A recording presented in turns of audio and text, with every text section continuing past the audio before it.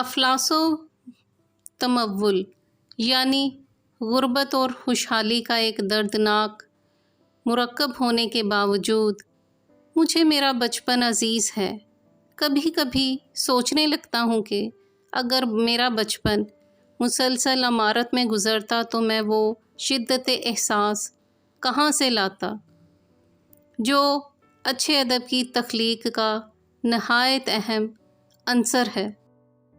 پھر خیال آتا ہے کہ اگر مفلسی کے ماحول میں مجھے عمارت کی جھلکیاں دکھائی نہ دیتیں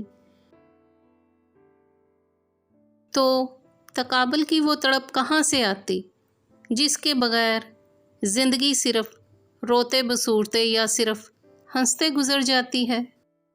4.5 برس کی عمر میں اپنے گاؤں کی مسجد میں عربی پڑھنے بیٹھا تو میرے ہم سبق میرا نیا نیا اور اچھا لباس دیکھ کر میری عزت کرنے اور کچھ اسی وجہ سے دور رہنے لگے۔ جب میں نے ایک روز باجرے کی روٹی میں ملی ہوئی سرخ مرچوں کی گیند سی نکالی اور مزے سے کھانے لگا تو میرے ہم سبق حیران ہو کر میرے قریب کھسک آئے اور مجھے اپنا سمجھنے لگے۔ موٹا سا تھن متھنا بچہ دیکھ کر مولوی جی نے پہلے ہی روز اعلان کر دیا کہ یہ لڑکا غبی یعنی کند ذہن ثابت ہوگا۔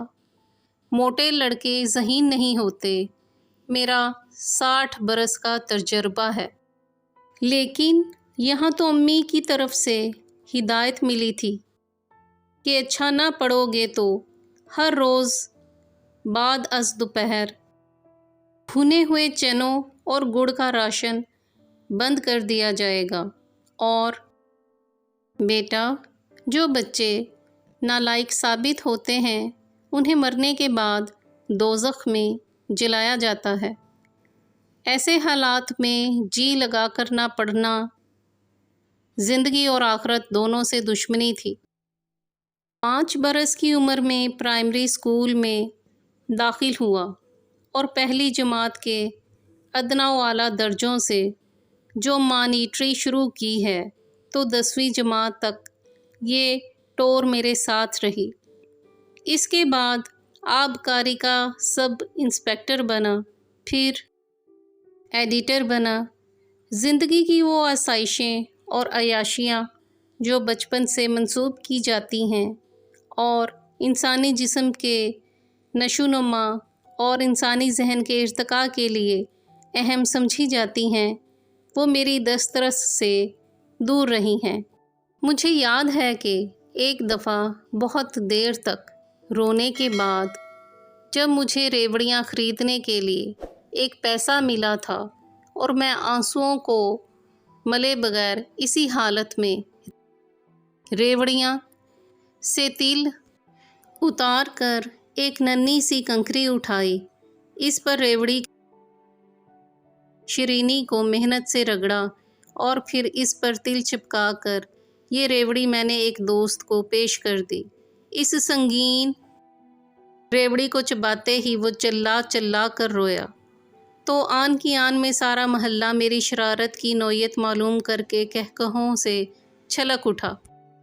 اب تو زندگی بہت آگے نکل آئی ہے، بچپن دھندلا چکا ہے، نظریات بدل چکے ہیں، ماحول تبدیل ہو چکا ہے، بچپن کے کئی ساتھی ہمیشہ کے لیے جدا ہو چکے ہیں۔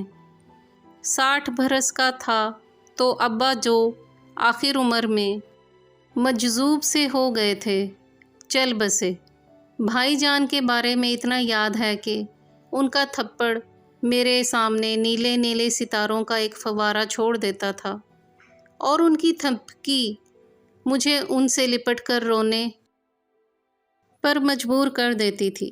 میری امی تو خیر میرے احساسات کی تشکیل کی سب سے بڑی معاون ہیں۔